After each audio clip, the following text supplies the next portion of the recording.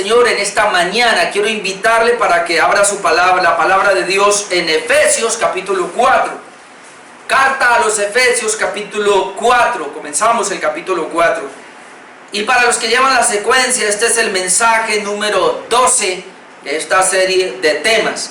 Ya dejamos el capítulo 1, el capítulo 2 y el capítulo 3, como lo dijimos inicialmente, que es la parte de la doctrina, la parte doctrinal. Ahora vamos a ver lo que es la práctica de esta doctrina, es decir, teniendo clara la elección, teniendo clara la salvación y teniendo claro de que somos uno en Cristo. Ahora el apóstol Pablo nos va a hablar de lo que es la vida práctica, y por eso en el capítulo 1 dice: yo pues preso en el Señor os ruego que andéis, y ahí está la clave, andéis, es decir, de ahora en adelante el apóstol Pablo se va a centrar en que la iglesia ande, que la iglesia viva, que la iglesia practique la palabra de Dios, es decir, lo que ella le ha enseñado en el capítulo 1, 2 y 3, ahora hay que ponerlo por práctica. De nada sirve tener un conocimiento de Dios si no tenemos una vivencia de Dios. De nada sirve tener un conocimiento doctrinal si no aplicamos esa doctrina. Y entonces por eso el apóstol Pablo puede decir andéis. Por eso, y usted va a encontrar, y vamos a encontrar, ya no sois hijos de las tinieblas, andad como hijos de luz, luego andad en el Espíritu, y vamos a encontrar varias partes de que andéis, eso es práctica. Entonces los capítulos 4, 5 y 6 nos hablan de la práctica. En el capítulo número 4 el título general sería la unidad de la iglesia. Vamos a hablar acerca de la unidad de la iglesia en Efesios capítulo 4, y hay 4 puntos que he podido sacar, 4 puntos, de tal manera que cada punto nos va a llevar un mensaje. En esta mañana el punto sería: la iglesia es una espiritualmente.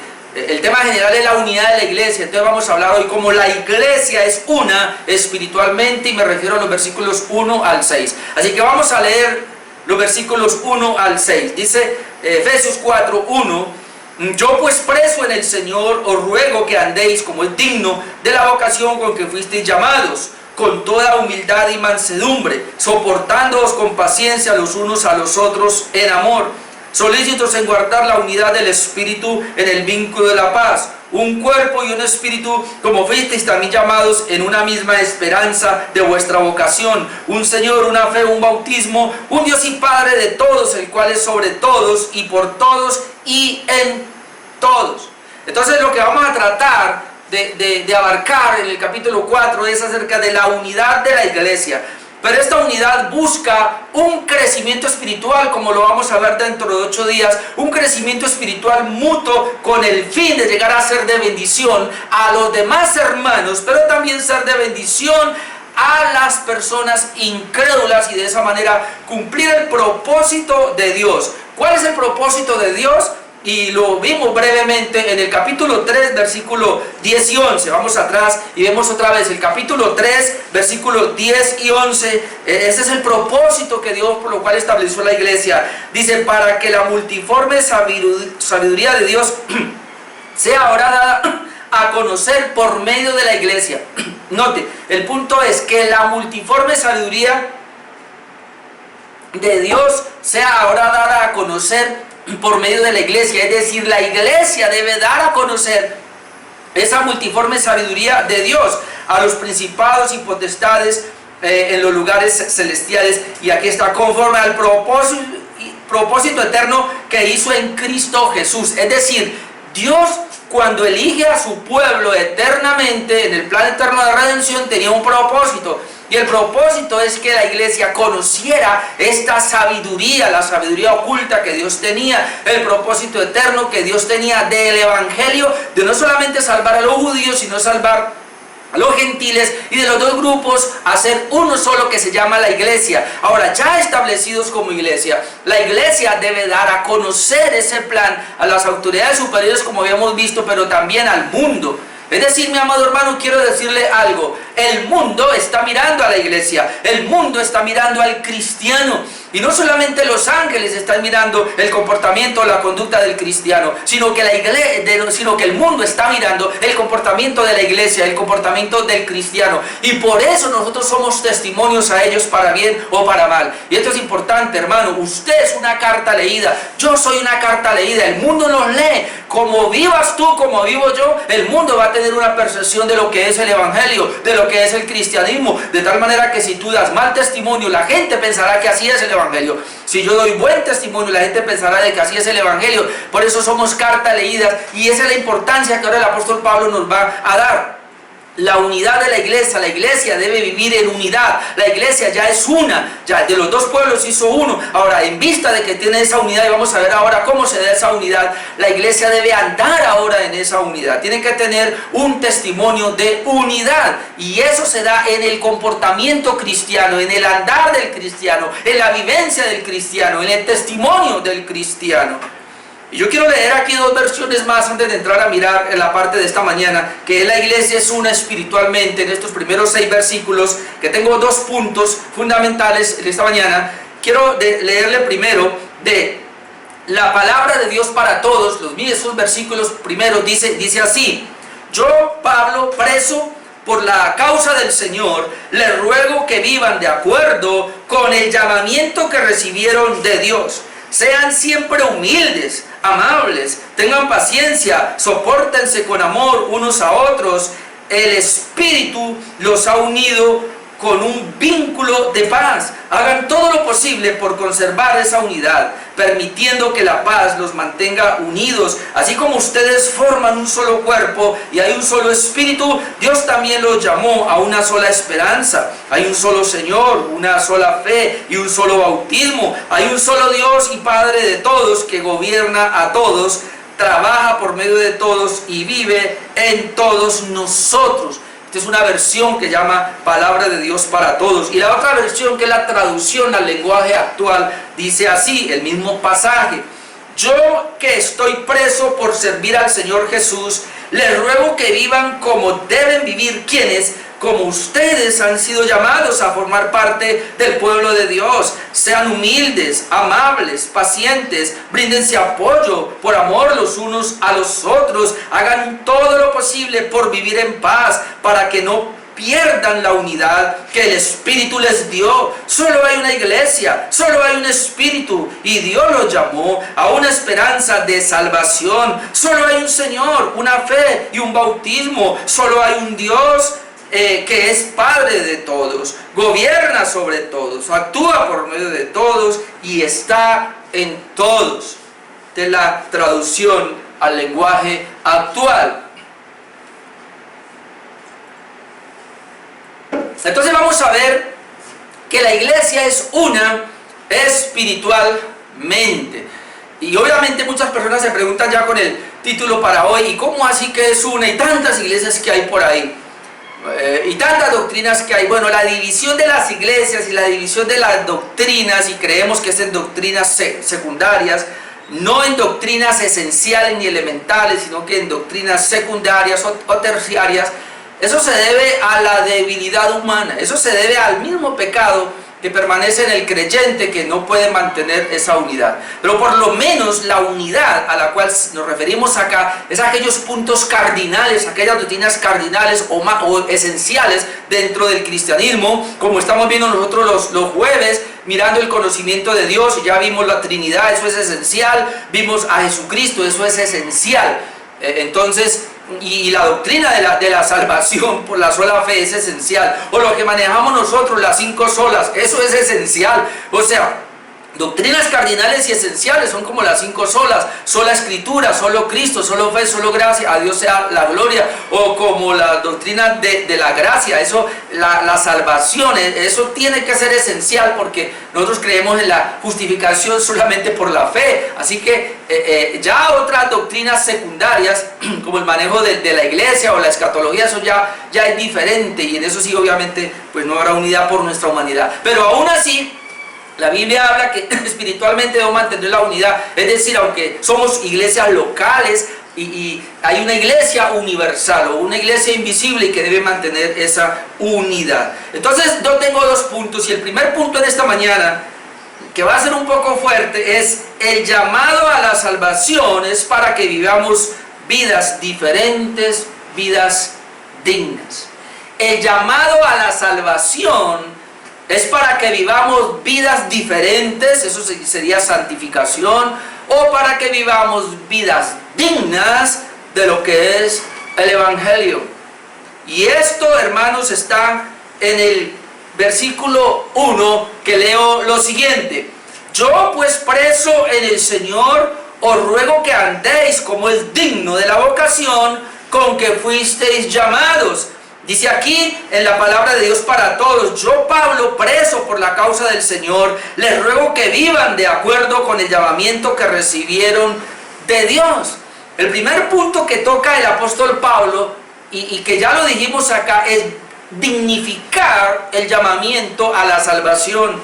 Muchas personas creen que el Señor vino a morir en una cruz y nos salvó solamente para permitirnos la entrada al cielo, para librarnos del infierno y para permitirnos la entrada al cielo, y que ya soy justificado y está bien. Aunque eso es verdad, y es obviamente indispensable, importante, y es una verdad trascendente, yo quiero decirle algo, que eso conlleva una vida que dignifique precisamente ese llamamiento. Es decir, Dios llamó al cristiano o al creyente, al que es creyente ahora, al que es cristiano ahora, Dios lo llamó antes a la salvación para que mientras esté en esta tierra dignifique ese llamado. Es decir, el creyente es responsable de vivir una vida que exalte, que glorifique, que honre ese llamado o ese evangelio.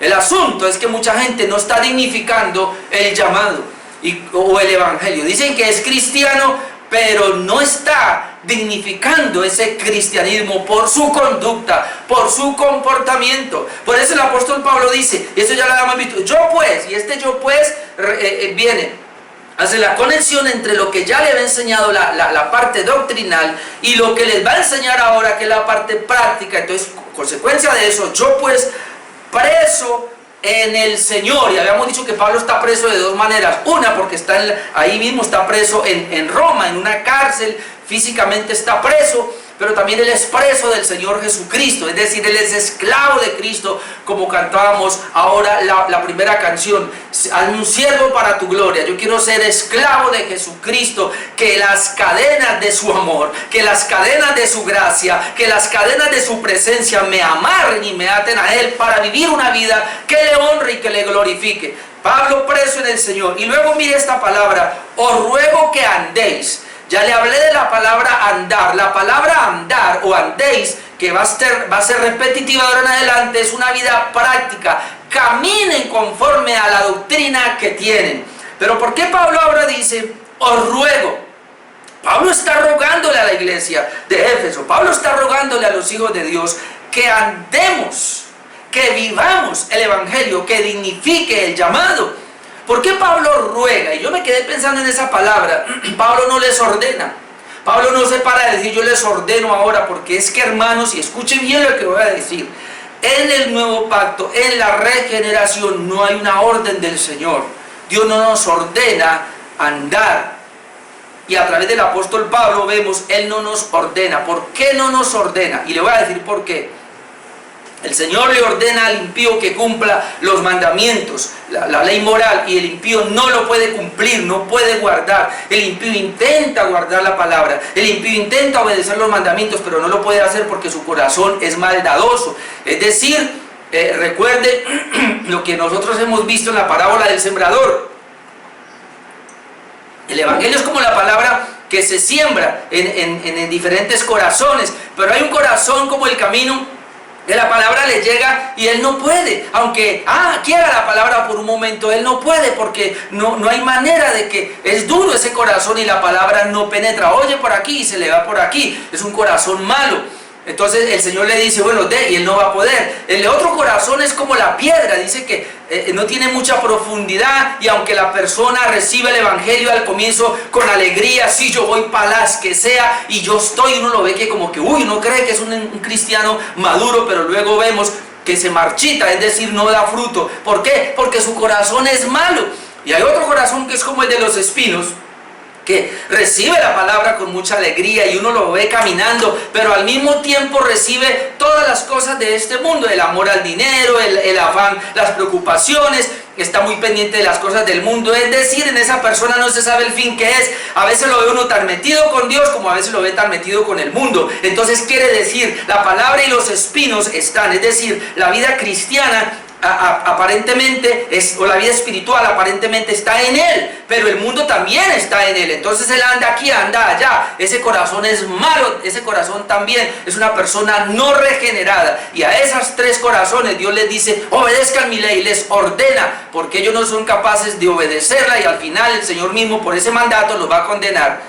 Pero el cuarto terreno, que es el corazón bueno, donde la palabra de Dios es sembrada y da fruto. Jesús dice: y produce al 30, al 60 y al 30 y al 100 por uno. Ese corazón es aquel corazón que dice que escucha el evangelio, recibe la palabra y la entiende y da fruto. Es decir, como dice Pablo aquí, andéis en el evangelio, comienza a andar en el evangelio. Y Pablo dice: a esas personas les ruego.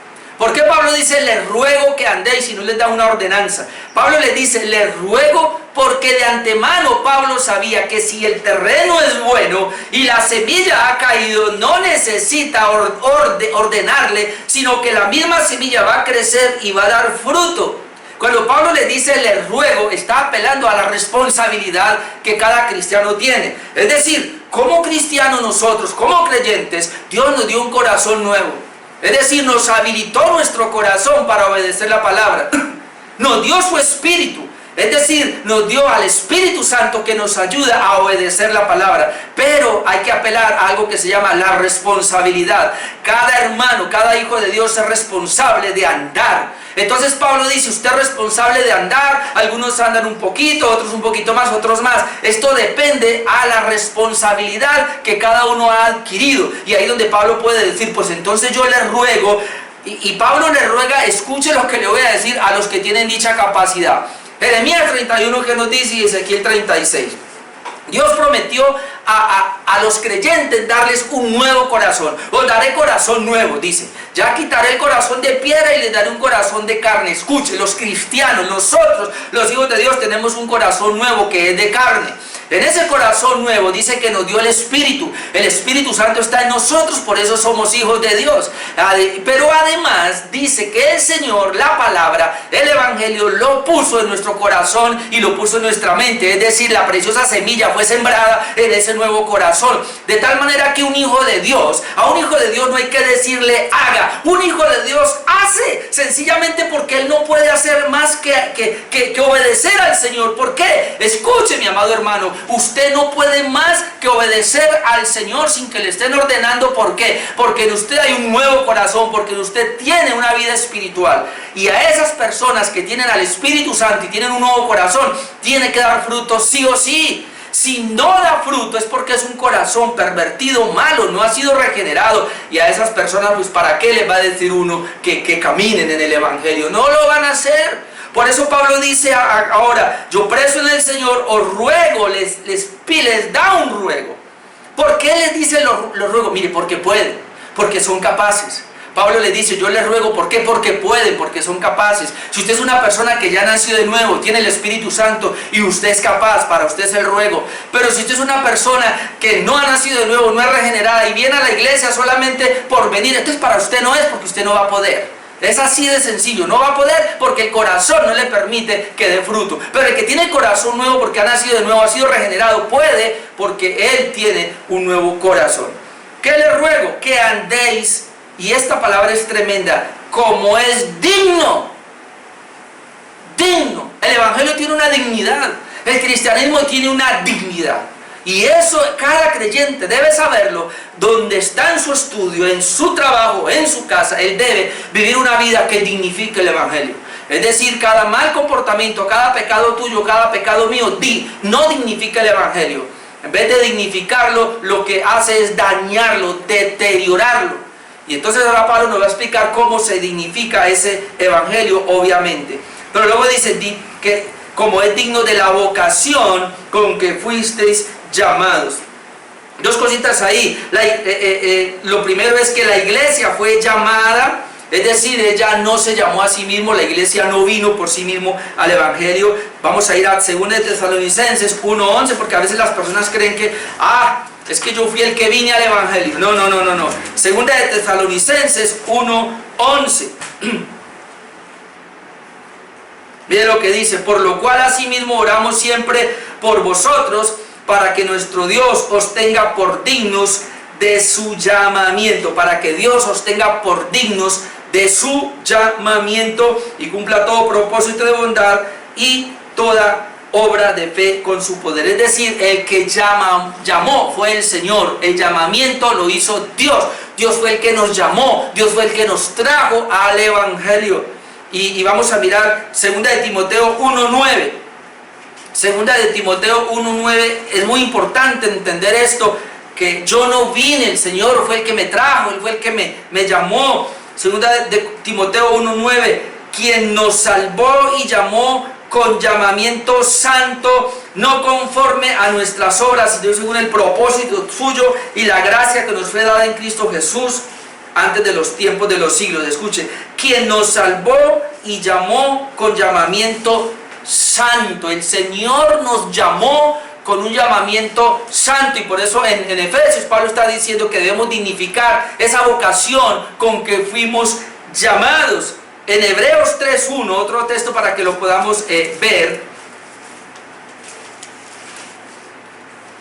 Hebreos 3:1. Por tanto, hermanos santos, participantes del llamamiento celestial.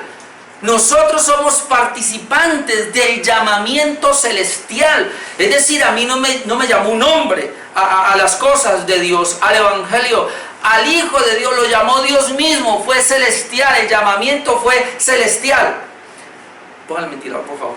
El llamamiento fue celestial. Entonces, para que seamos dignos nosotros de ese llamamiento, es lo que está diciendo el evangelio, y es lo que tenemos que tener esa comprensión. Por otra parte, si ese llamamiento es celestial, si ese llamamiento es de Dios, necesitamos nosotros dignificar, que el evangelio tenga esa dignidad, como lo dije. Y voy a mostrarle algunos versículos. Filipenses 1:27, por favor. Vamos a ir a Filipenses 1:27.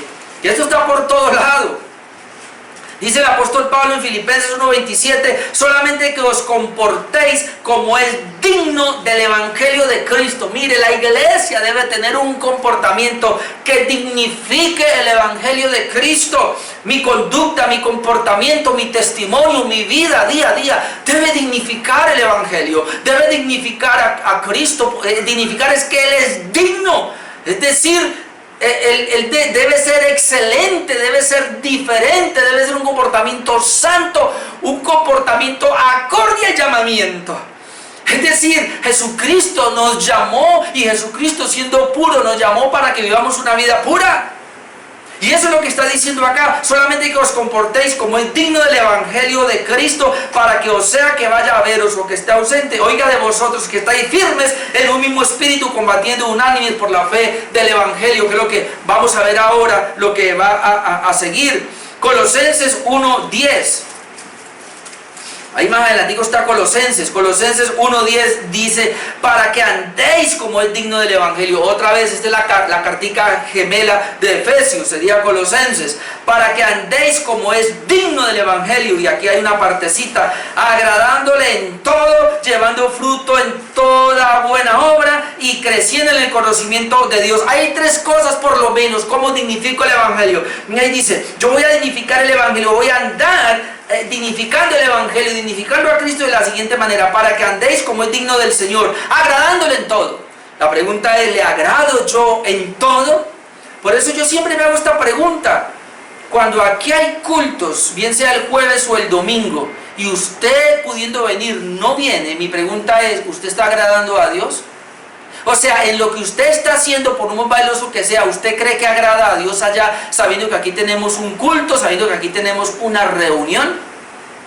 Y ahí dice la escritura, significa el evangelio agradándole en todo, en todo. Y luego dice, llevando fruto en toda buena obra. Es decir, siempre el fruto de Dios debe estar en mi quehacer diario y creciendo en el conocimiento de Dios. Usted no se debe quedar con los 2 mensajes que semanalmente recibe, sino que usted debe estar ahondando en el conocimiento de Jesús. De esa manera le agradamos, le honramos y dignificamos el Evangelio. Y Primera de Tesalonicenses 2:12, ahí más adelantico, Primera de Tesalonicenses 2:12, dice, y os encargábamos que anduvierais como es digno de Dios, que os llamó a su reino y gloria. Otra vez Pablo usa la misma expresión, andar, que le recomendábamos, les encargábamos que anduvieseis como es digno de Dios, que os llamó a su reino y gloria. Hay dignidad en el Evangelio, hay dignidad en el llamamiento, hay dignidad en Cristo, hay dignidad en Dios, hay dignidad en la vida espiritual. Es decir, el cristiano debe vivir una vida digna, que honre y glorifique el nombre de nuestro Salvador, de nuestro Señor Jesucristo en todo nuestro quehacer. Por eso Pablo, volviendo a Efesios 4:1, os ruego que andéis como es digno de la vocación con que fuisteis llamados. Es decir, el creyente, el Hijo de Dios, debe vivir para glorificar a Dios por medio de dignificar su llamamiento. Y otra vez, esto solo lo hacen los hijos de Dios, los regenerados. Una persona que no es regenerada, pero está dentro de la iglesia, no lo va a dignificar, va a ser un mal testimonio, va a ser el hazmerreír, porque va a estar arriba y abajo, se aparta, vuelve, corre, viene. En cambio, un hijo de Dios va a vivir siempre en una vida creciente, siempre ascendente, creciendo cada día en el conocimiento y en la gracia, va creciendo en santidad, va creciendo en dignificación el Evangelio. Él no va para atrás, ni siquiera se estanca, él va creciendo. Se llama la santidad progresiva. Cada vez nos parecemos más a Jesús, vamos creciendo. No importa si estamos en tiempos de pandemia, no importa si no me puedo congregar. Al contrario, aprovecho ese momento no para ver películas, no para ver más partidos, sino para consagrarme más al Señor y ver más mensajes que dignifiquen el Evangelio, que me preparen a mí para ser un buen hijo de Dios. Y Pablo apela a la responsabilidad. Me temo que hay muchos irresponsables. Yo digo esto, o no he regenerado, si yo no veo que un hijo de Dios dignifica el Evangelio, o no he regenerado y no lo podrá hacer jamás. Serán patadas de ahogado, como decimos nosotros. O es un regenerado irresponsable que se deja llevar más por su carne, más por el mundo. Y es un peligro. Tendría que leerse Hebreos para ver qué peligro es. No está cuidando la salvación, no entiende lo que el Señor hizo. Por eso el himno decía, si el Señor todo lo dio por mí, ¿qué voy a dar yo por Él? ¿Qué voy a hacer yo por Él? Y hay que revisar entonces nuestras vidas. Después de esto entonces vendría el segundo punto, que es que Pablo nos presenta algunas descripciones de la vida cristiana que son indispensables para mantener la unidad de la iglesia. El primer punto, el versículo 1, es dignificar el Evangelio. Dios nos llamó a dignificar el Evangelio de nuestro comportamiento. Y luego en los otros versículos, desde el 2 hasta el 6, Pablo nos va a hablar de unas descripciones. Bueno, yo encontré 4, aunque hay muchas ahí, y las quiero mencionar. Descripciones de cómo vivir una vida de unidad, la iglesia, y mantener unida en estos puntos, para poder dignificar el Evangelio, para poder agradarle. Versículos 2 al 6, déjenme, yo lo leo otra vez, aquí en esta Reina Valera. Entonces él viene diciendo que dignifiquen el Evangelio, que andéis como es digno de la vocación con que fuisteis llamados, con toda humildad y mansedumbre, soportándoos con paciencia unos a otros en amor, solícitos en guardar la unidad del Espíritu en el vínculo de la paz, un cuerpo y un espíritu como visteis también llamados, en una misma esperanza de vuestra vocación, un Señor, una fe, un bautismo, un Dios y Padre de todos, el cual es sobre todos y por todos y en todos. La primera cosa que veo ahí, por la descripción que hace el apóstol Pablo acá, usted también puede ir después a Colosenses 3, del 12 al 15, que habla lo mismo.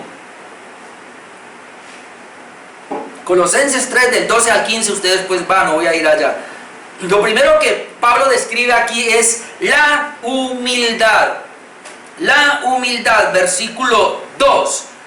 ¿Cómo vamos a dignificar el evangelio? Con toda, esa palabra toda, Dios mío, no deja nada. Con toda humildad y mansedumbre, soportándoos con paciencia los unos a los otros en amor. Algunos comentaristas describen 4 cosas ahí consecutivas. Yo quiero tomar una sola y es la humildad, entendiendo de la siguiente manera: con toda humildad que me lleva a la humildad, me lleva a vivir una vida de mansedumbre, me ayuda a soportar a los demás con paciencia, los unos a los otros, manifestando el amor de Dios. Es decir, la humildad, hermano, va ligada a la mansedumbre, a la paciencia o la longanimidad y al amor, porque sin el amor de Dios no hay nada. Aquí habla del amor de Dios, no, hay 3 clases de amor: el amor eros, que es el amor egoísta, el amor mío, para mí, complacerme a mí. Está el amor filial, que es el amor de la familia, complacer al hombre, complacer a los demás. Y está el amor ágape, que es el amor a Dios, es decir, vivir para complacer a Dios. Aquí no está hablando ni de un amor personal egoísta, ni de un amor fraterno para los hombres. Aquí está hablando del amor a Dios. Y Dios me amó y Él me dio ese amor. Y gracias a que tengo ese amor, pudiera yo decir, yo puedo tener paciencia. Algunos dicen que la palabra es longanimidad. La paciencia, la longanimidad tiene que ver con aguantar una situación hasta lo máximo. Es decir, si tiene un aguante, ser paciente en algo tiene un aguante. Por eso dice, sopórtese con paciencia. Es decir, en la iglesia hay hermanos muy difíciles que nos la hacen 1, 2, 3, y hay que aguantarles longanimidad, con paciencia, soportarlos porque son nuestros hermanos. O de pronto nosotros le fallamos al otro hermano y él nos aguanta con paciencia, nos soporta con paciencia. Y mansedumbre, porque la mansedumbre tiene que ver cómo yo me pongo en los mismos zapatos del otro y corrijo, como ya usted vaya porque ya no alcanzo. Gálatas 6, 1, 2 nos habla de esa mansedumbre. Gálatas 6, 1, 2 dice que cuando un hermano ha fallado, que yo debo corregirlo con espíritu de mansedumbre, considerándome a mí mismo, no sea que yo también vaya a ser tentado como él. Es decir, cada vez que yo voy a corregir a alguien, lo hago con mansedumbre. La palabra mansedumbre de manso, de ser manso, y es como bajarme un poco y considerar al otro hermano que tal vez que sea yo el que estoy pasando por eso, no sea que a mí me pase también. Entonces es como ponerme en la misma condición. Ahora, todo esto lleva al punto que les dije, que es la humildad, con toda humildad. Y eso es lo que quiero mirar. O sea, esto solo es posible y esto solo se mantiene, como diría el versículo 3, en la unidad del Espíritu. Porque el verso 3 dice: ahora solícitos en guardar la unidad del Espíritu en el vínculo de la paz. Es decir, yo puedo mantener, digamos, estas 4 características: humildad, mansedumbre, paciencia y amor, pero si estoy unido al Espíritu de otra manera es casi que imposible. Ok, entonces, la idea es soportarnos en nuestras debilidades, y cuando hablamos de la palabra humildad, siempre tiene que ver con una bancarrota, y es muy importante. El Señor nos dice en el Sermón del Monte, hablando de las bienaventuranzas, Él dice que seamos bienaventurados los que, los pobres en espíritu. Escuche, pobres en espíritu es una persona que está en bancarrota espiritual. Es una persona que siempre va a decir: Señor, yo no tengo nada, te necesito absolutamente a ti. Entonces, cuando dice aquí Pablo que debemos dignificar el evangelio, como fuimos llamados, con toda humildad, es decir, tenemos que tener cuidado con la arrogancia de pretender que ya lo sé todo, de pretender que ya llegué, de pretender que yo soy mejor que los demás. La humildad, creo que la vimos la vez pasada, como el apóstol Pablo, es el punto de llegar nosotros a decir: yo soy, entre todos los hijos de Dios, yo soy el más pequeño.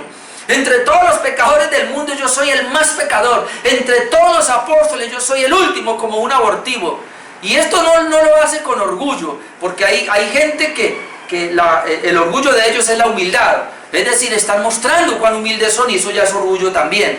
Hay que tener cuidado. Es siempre verse como en bancarrota, pobre en espíritu, no espíritu pobre, que es diferente. Pobre en espíritu es una persona que está en constante necesidad, y estoy hablando espiritualmente. Una persona humilde que se humilla es una persona pobre en espíritu, es decir, se considera en constante necesidad de Dios, en constante necesidad de la palabra, en constante necesidad de la iglesia, en constante necesidad de mi hermano. Pero el que es orgulloso y arrogante dice, lo mira a los demás por encima del hombro. Yo sé más que él, yo soy más espiritual que él, yo soy más puntual que él, yo voy más que él, yo sé más que él. Y eso es peligrosísimo, porque eso es arrogancia, eso es orgullo. Entonces Pablo está diciendo una manera de dignificar es manteniendo la humildad, es decir, siempre bajarme y comprender que yo estoy en plena necesidad, siempre estoy en necesidad de Dios. Y entonces, ¿cómo? La humildad con mansedumbre. Si esa humildad me lleva a ser manso, es decir, a tener un soporte, un aguante con paciencia a cualquier situación que se presente, aún puede ser una enfermedad, aún puede ser una persecución, aún puede ser una crítica, no sé, lo que sea, pero tener esa humildad me lleva a tener un soporte, un aguante. Y obviamente en amor, porque todo esto tiene que ser en amor. Y la clave entonces de esto, como lo dije, tiene que ver con el espíritu, que sería mi segundo punto, la unidad del espíritu. Versículo 3, solícitos en guardar la unidad del espíritu en el vínculo de la paz. Es decir, no se puede tener la humildad que tiene esas características de la mansedumbre, de la paciencia y del amor, si no soy solícito en guardar la unidad del espíritu. ¿Quién debe guardar la unidad del espíritu? Yo. ¿Quién debe guardar la unidad del espíritu? El cristiano. Por eso Pablo, cuando dice arriba, que andéis como es digno de la vocación que fuiste llamados, y luego describe, ahora dice, debe ser solícitos. La palabra solícito es urgente, como prioridad. A mí me parece que hay muchos cristianos, y aún en esta iglesia, qué pena tengo que decirlo, que yo no veo esa solicitud, que yo no veo esa urgencia, y tengo que decirlo. Yo me quedé muy mal el jueves. Tengo que sacar mi corazón y decirles, porque si sabían que hoy no nos podíamos reunir aquí y tenían la oportunidad de venir el jueves y no vinieron, entonces yo no veo en ustedes la solicitud de buscar las cosas de Dios, de decir, caramba, pues si me da una oportunidad, ya estoy, allá me meto. Y eso a mí me inquieta muchas veces, esa situación. Pero entonces Pablo dice ahora, cada creyente que tiene una doctrina, que ahora va a vivir en la práctica, debe estar solícito en guardar la unidad del Espíritu en el vínculo de la paz. Y ahí tenemos que entrar en otro punto. Si hay una solicitud para guardar la unidad del Espíritu, no es la unidad humanamente hablando acá, es la unidad del Espíritu, porque se supone que cada uno de nosotros ha sido regenerado y tiene el Espíritu Santo en su corazón. Si cada uno de ustedes, mis hermanos, en esta iglesia local de Cali y en la de Tuluá, fuimos regenerados, tenemos al Espíritu, y porque está el Espíritu se nos solicita. Yo debo estar urgentemente, como que mi prioridad, guardar. A mí me toca guardar, a mí me toca mantener, a mí me toca cuidar esa unidad del Espíritu que está en mí con los demás hermanos. Pero dice que en el vínculo de la paz. Vamos a ver qué dice aquí esta versión. Dice, el Espíritu los ha unido con un vínculo de paz. Tremendo. El Espíritu los ha unido con un vínculo de paz. La palabra vínculo es como que lo ha enlazado, como que unas cadenas, como que está preso ahí por la paz, y el Espíritu Santo lo ha hecho a nosotros. Entonces, como consecuencia de eso, hagan todo lo posible. Me toca a mí, mi responsabilidad. Yo soy responsable en la vida cristiana. Debo hacer todo lo posible por conservar esa unidad, permitiendo que la paz nos mantenga unidos. Debo hacer todo lo posible por conservar, dice esta versión, esa unidad. Es lo que está diciendo acá. ¿A quién le va a conservar la unidad? Pues, ¿a quién? A nosotros. Y usted es uno cuando busca la unidad de los hermanos. Ayer que yo hablaba con algunos hermanos en Tuluá, les decía eso: comuníquese, llámese el uno al otro. Acá también yo les digo, comuníquese, llámese el uno al otro. Yo a veces creo que por tener un WhatsApp, ahí yo me comunico con ustedes, procuramos, y yo confío que todos están metidos ahí. me inquieta cuando muchos me dicen que no saben lo que yo publico ahí. Entonces yo digo, entonces, ¿dónde está la unidad?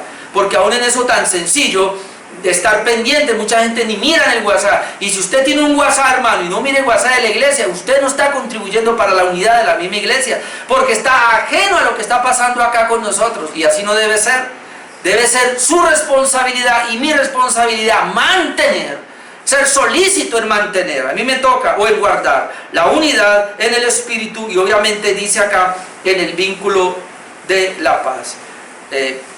¿Por qué la paz? Porque la paz nos ayuda a mantener esa unidad. Usted se imagina una persona que no tenga la paz con Dios primero, es decir, él ha sido reconciliado con Dios, como vamos a ver en el Evangelio Express esta semana. Él tiene una paz con Dios, y esa paz con Dios le permite ahora tener una paz en el entorno, es decir, con sus hermanos y aún con las mismas personas.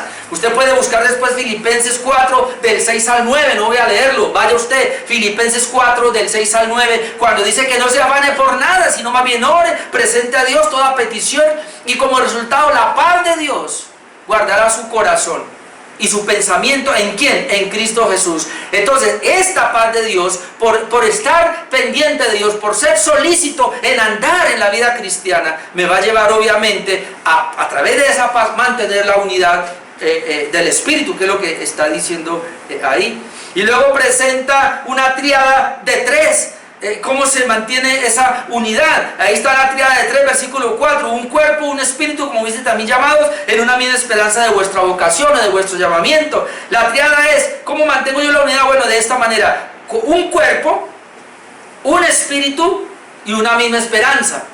Como es el llamamiento.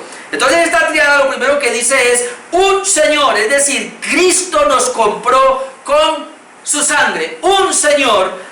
La unidad se mantiene en un Señor porque es el mismo Señor que nos compró con su sangre. Es decir, cuando yo miro a mis hermanos acá en la iglesia, yo digo, Cristo lo compró a él, lo compró a él, lo compró a él, lo compró a él, me compró a mí. Entonces, ¿por qué mantenemos la unidad? ¿Por qué dignificamos el Evangelio? ¿Por qué mantenemos la humildad todos? Y eso es lo que tenemos que hacer ahora, porque tenemos un solo Señor, un solo Salvador, un solo Señor. Aquí no es que Jesús es el Señor de uno y otro de otro. No, Jesús es el Señor de cada uno de sus hijos, a cada uno de los que compró con su sangre. Y esa es una manera de mantener la unidad. Lo otro, la fe.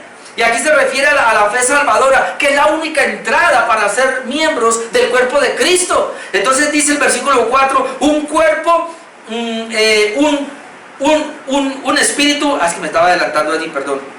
Que tengo otra tirada, no, un cuerpo, un espíritu, es el mismo Espíritu Santo para todos que nos une. Es decir, tú tienes un Señor que es Jesucristo, pero por la obra del Espíritu Santo, es el mismo Espíritu Santo que te regeneró, es el mismo Espíritu Santo que regeneró al hermano, es el mismo Espíritu Santo que vive en este creyente, que vive en el otro creyente, y por eso somos de Cristo, y una esperanza para recibir todos la misma herencia. Recuerden que el Señor nos llamó a ser parte de la familia de Dios, como lo habíamos visto ya en Efesios capítulo 2, para tener una misma esperanza. Aquí no hay otra esperanza. El que tiene un solo Señor, el que tiene ese solo Espíritu, por eso mantiene la unidad, tiene una sola esperanza. ¿Cuál es? De que Él va a ser glorificado, de que Él va a entrar a la nueva Jerusalén, de que Él tiene vida eterna, de que Él es salvo. Entonces tiene esa misma esperanza. Entonces esta primera tirada es muy importante para mantener la unidad: un cuerpo, un espíritu y una esperanza.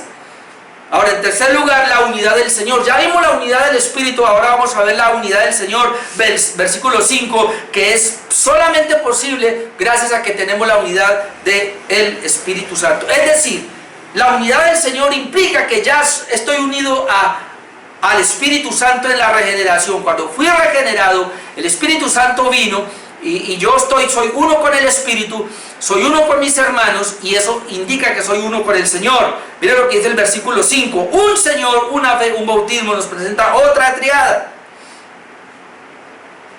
Ahora sí, un Señor.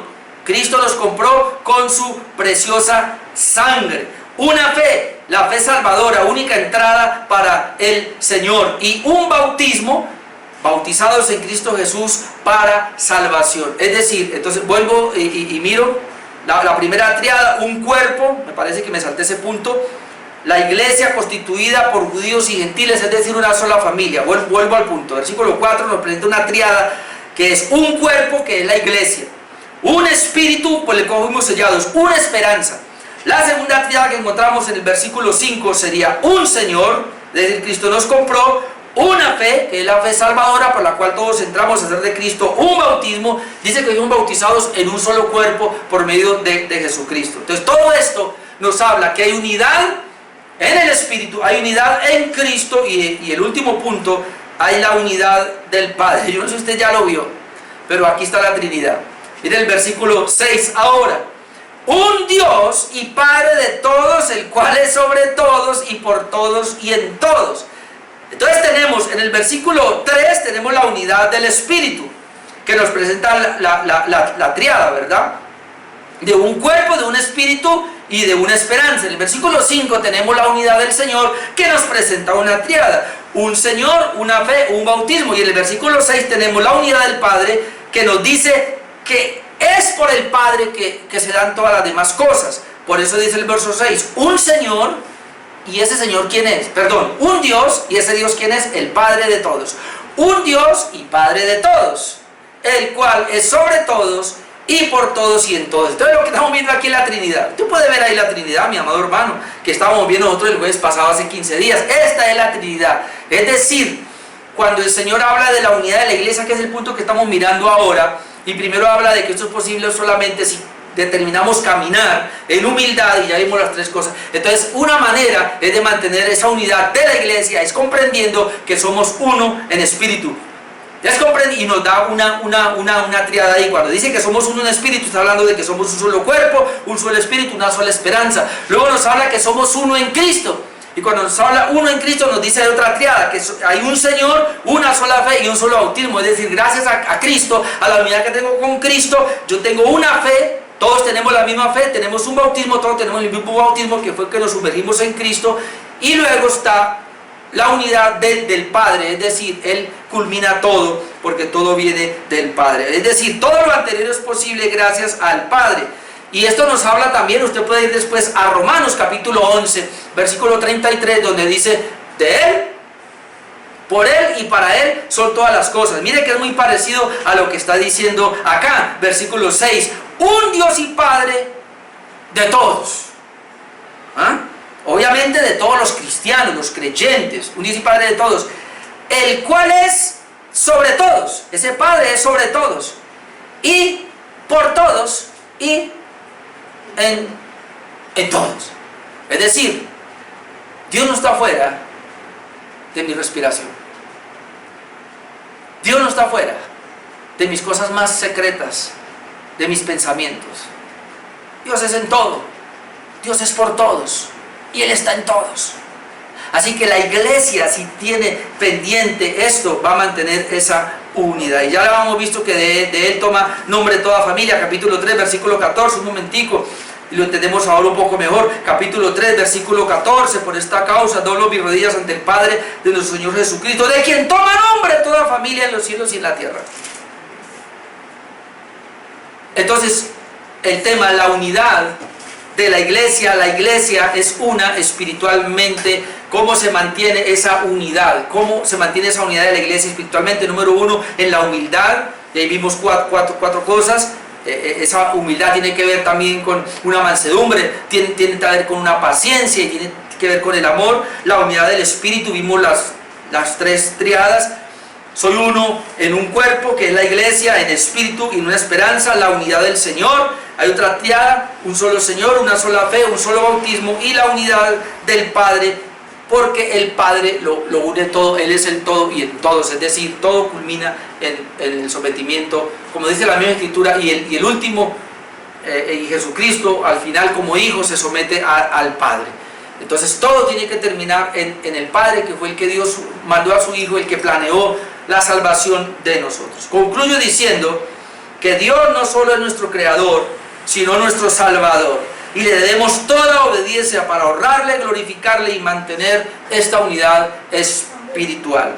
Y que esa misma unidad trinitaria debe mantener la iglesia que le pertenece. Es decir, cuando habla aquí del Espíritu del Señor, y de Dios el Padre está hablando de que hay una unidad trinitaria, como lo hemos visto, y esa misma unidad trinitaria, en ese mismo concepto que se mantiene la unidad de Dios, debe mantenerlo la iglesia. Somos uno con Cristo, pero somos uno con nuestros hermanos.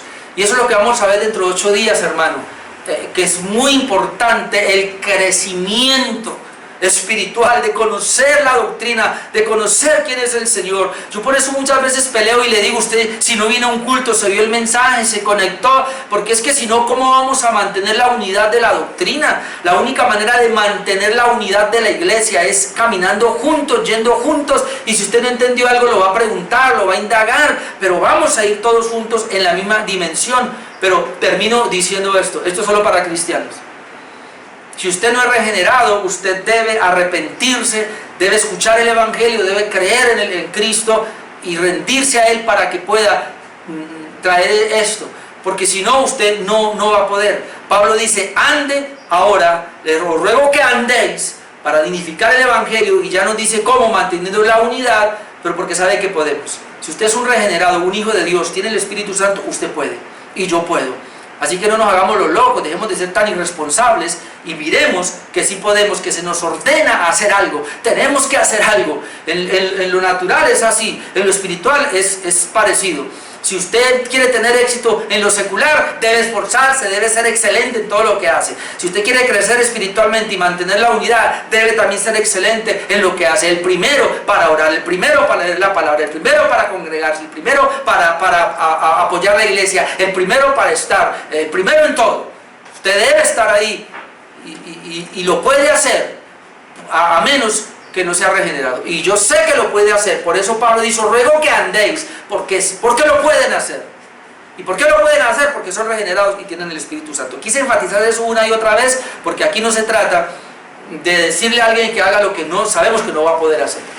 Así que hemos terminado este punto hoy, la unidad de la iglesia, que es muy importante mantener la unidad espiritualmente.